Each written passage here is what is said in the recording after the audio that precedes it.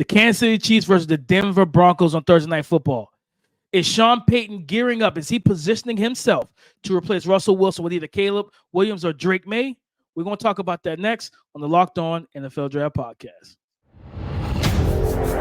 You are Locked On NFL Draft, your daily podcast covering the NFL Draft. Part of the Locked On Podcast Network, your team every day.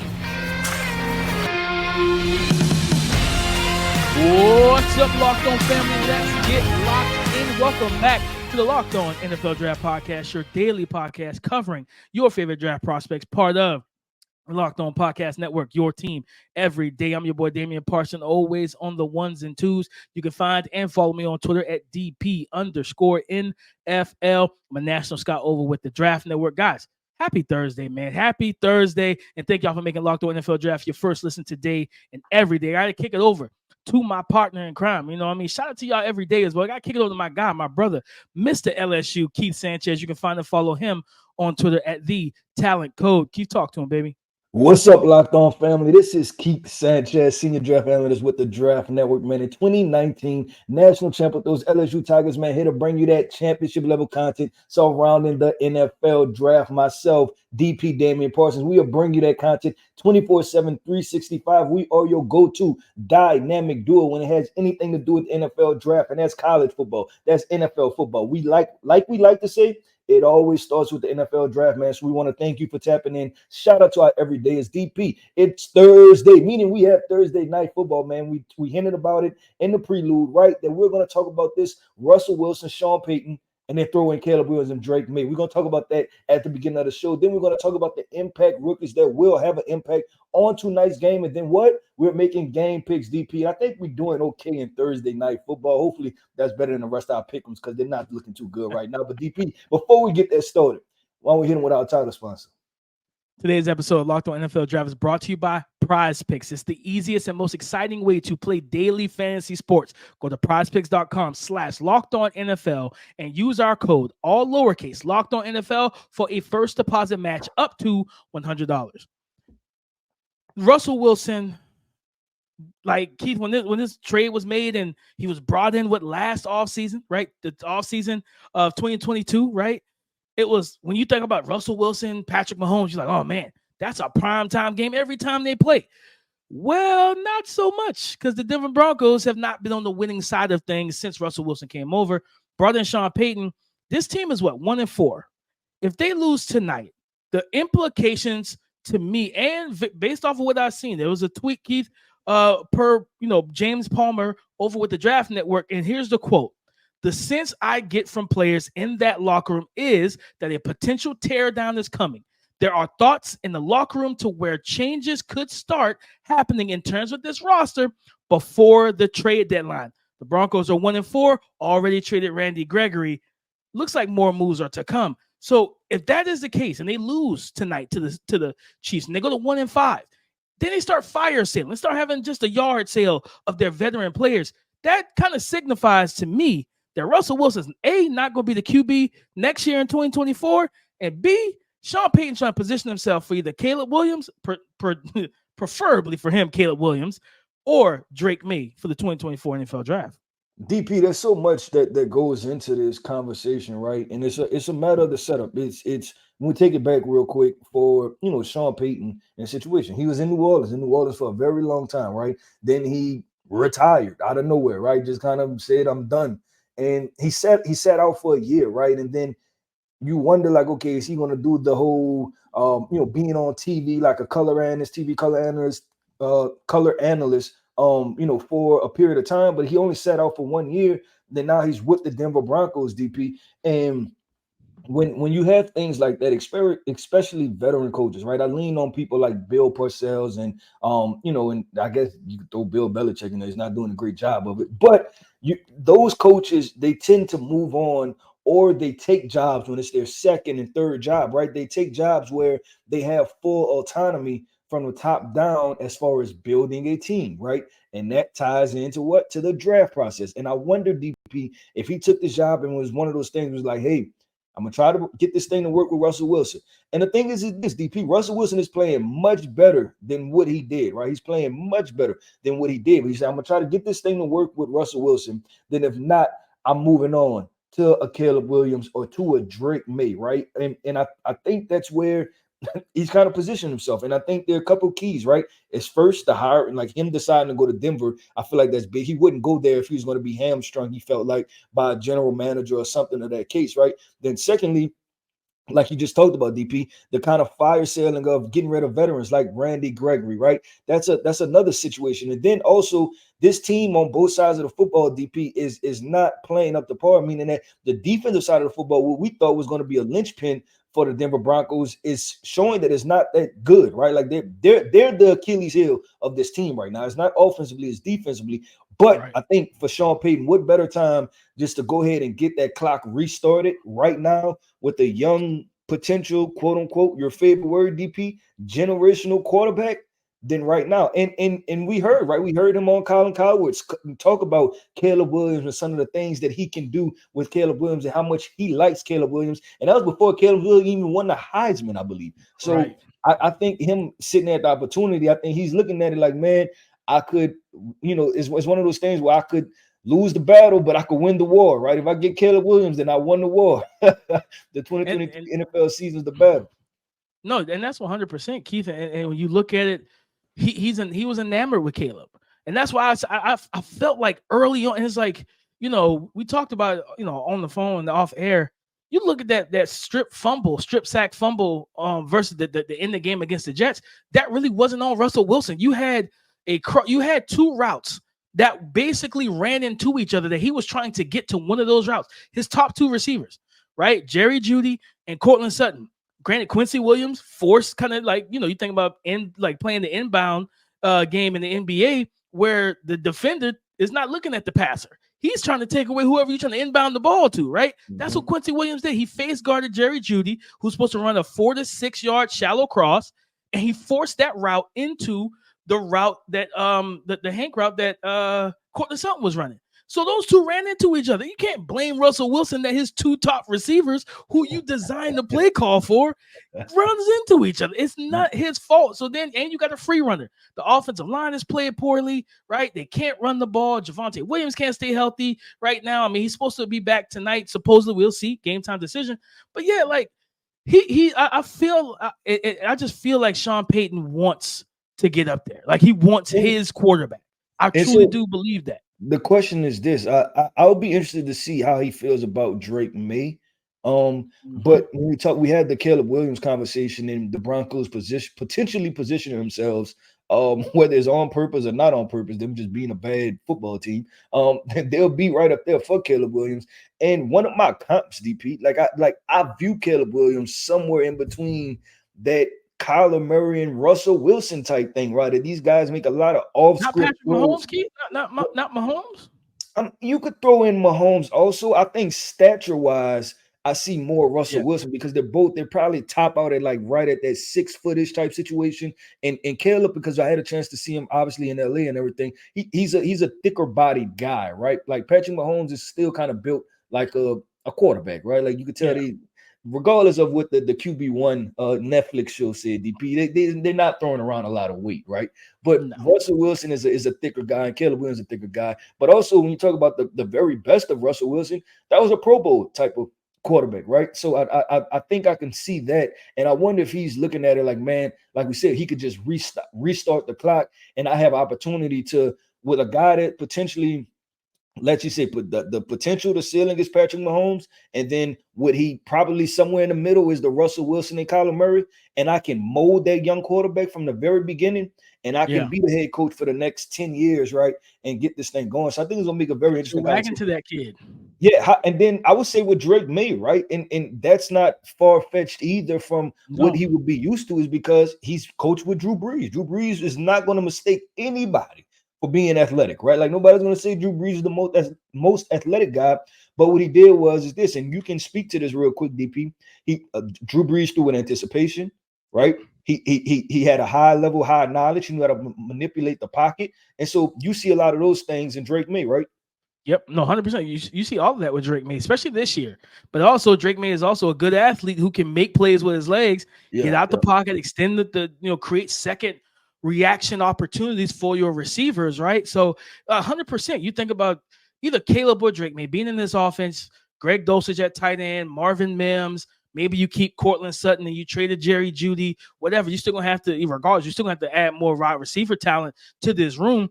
But you think about one of those two quarterbacks with Sean Payton designing the offense, no matter the fact they lost that game, what Sean Payton said in the offseason was true. Nathaniel Hackett's offense did not work in Denver. It was a bad coaching job.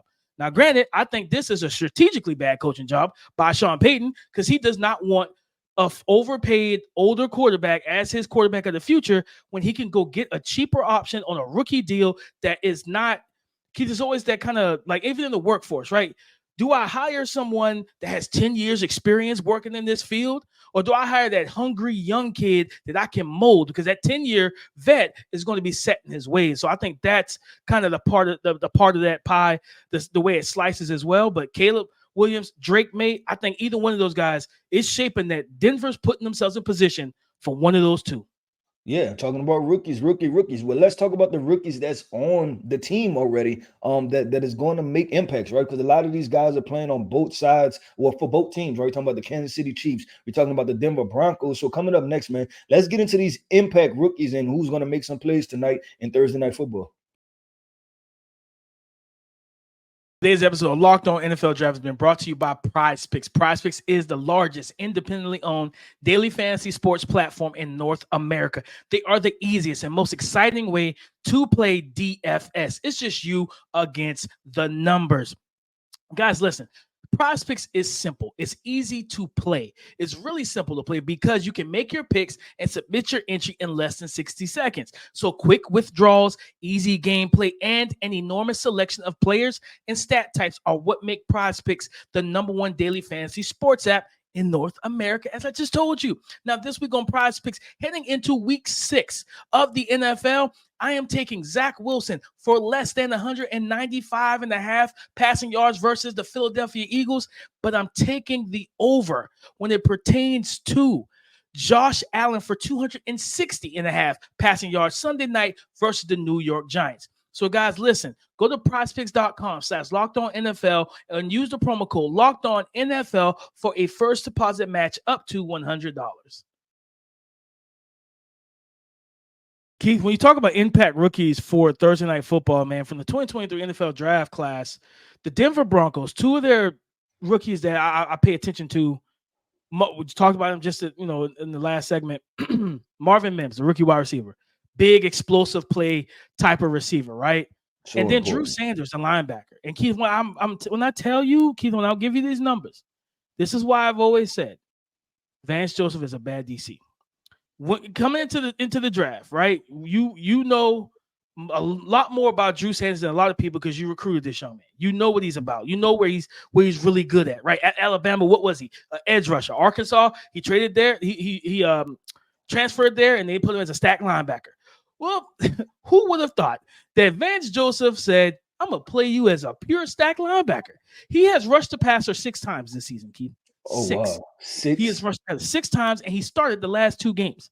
So you talk about trading away Randy Gregory. There's talks about possibly getting rid of Frank Clark, who you signed in the offseason. Baron Brown is not healthy, but you have Drew Sanders, who we both watched the tape, and Arkansas would kind of do – it's a copycat league, the Baron Browning thing, the Micah Parsons thing, right? Where you have a guy athletic, big enough in terms of size, height, weight, speed, that he could play stack backer. And then on third downs, where did he end up on Arkansas? As an edge rusher.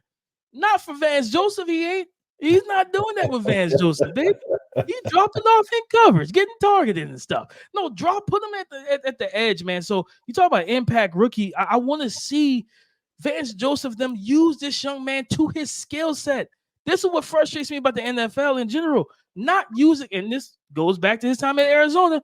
Isaiah Simmons, Zaven Collins, right? Yep. Not Buda Baker, Hassan Reddick. All these not drafting without a plan, not knowing how you're going to use the guy. So I want to see for Denver, they need Drew Sanders to be that kind of chess piece Well, you use him all over the field as his skill set, you know what I'm saying, kind of tells you. Like, that's the story. Use him, right? They use Marvin Mims correctly. He's an explosive, deep threat that tracks the ball very well. And Russ, people kill him, Keith, but he still throws a really good deep ball. He still is one of the better deep ball throwers in the league. He just hasn't had somebody consistently to throw it to. Yeah, so I'm gonna start with Drew Sanders real quick, DP, and I agree with you 100%. Drew Sanders did not get drafted that high when he was a second round, third round pick, I believe. Third round. Third, yep.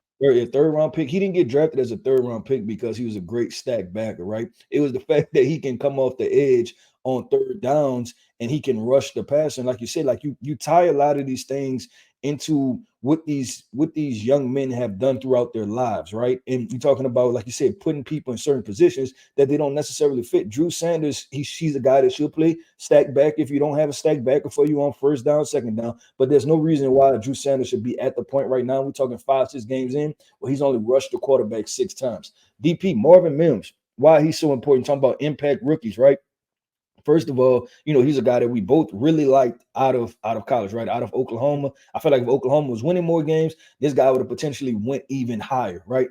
But DP, you look at it, this Denver Broncos wide receiver room fell apart, right? From when Sean Payton, when he first stepped on campus or whatever you want to call it, into the building, right?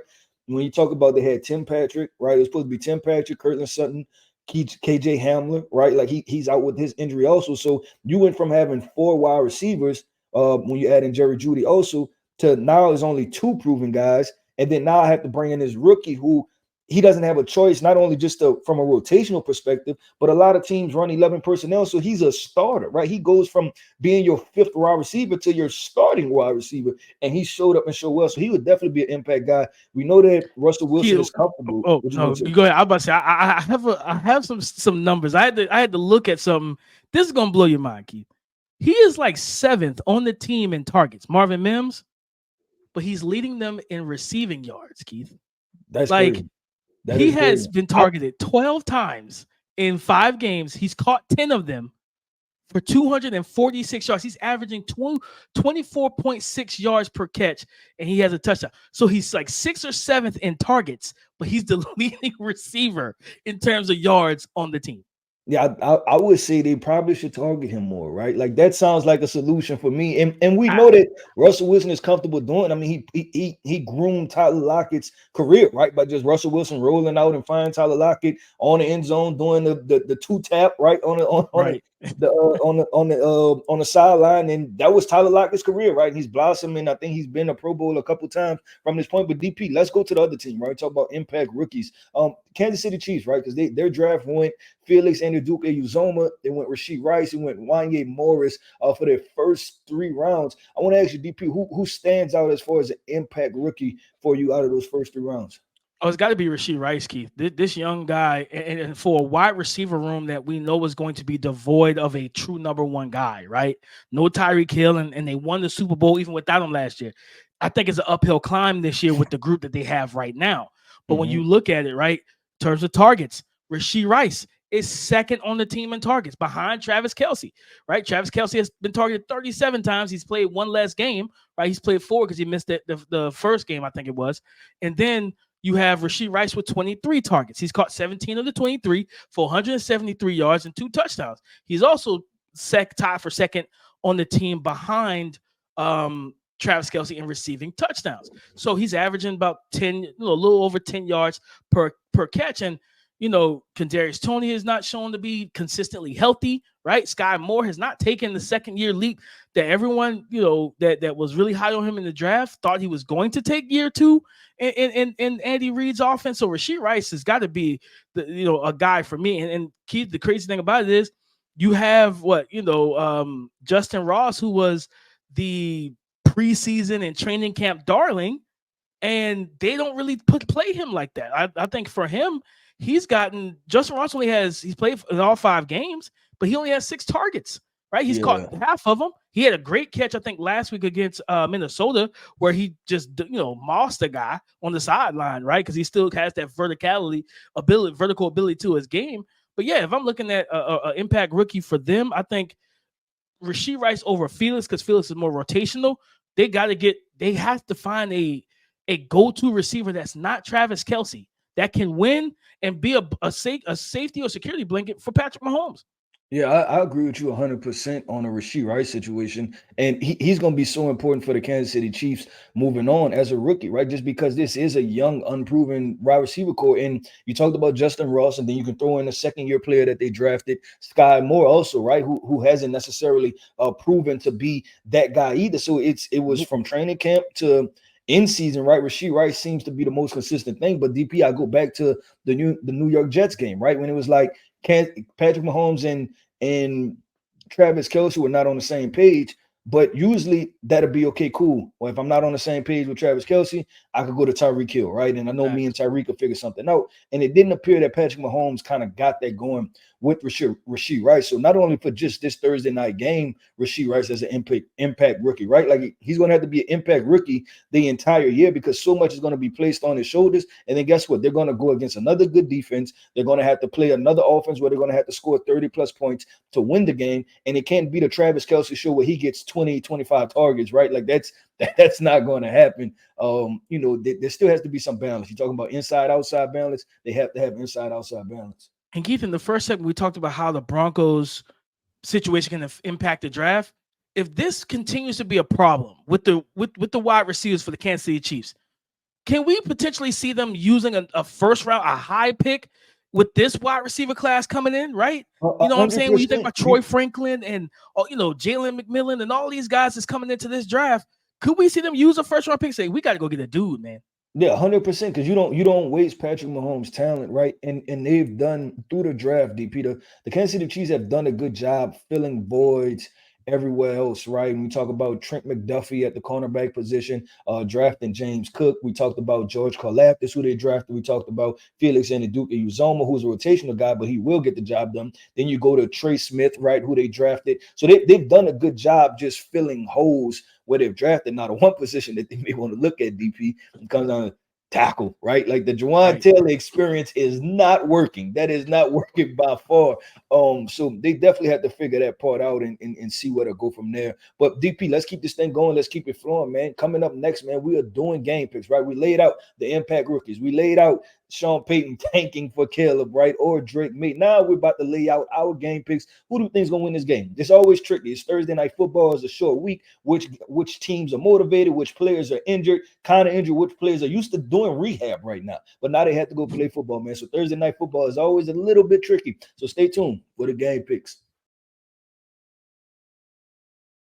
With storms, shortages, pandemics, reliance on overseas travel, and supply chain issues, we need to be more prepared now than we ever have before. Everyone should be empowered to take care of themselves and their loved ones during the times of unexpected situations.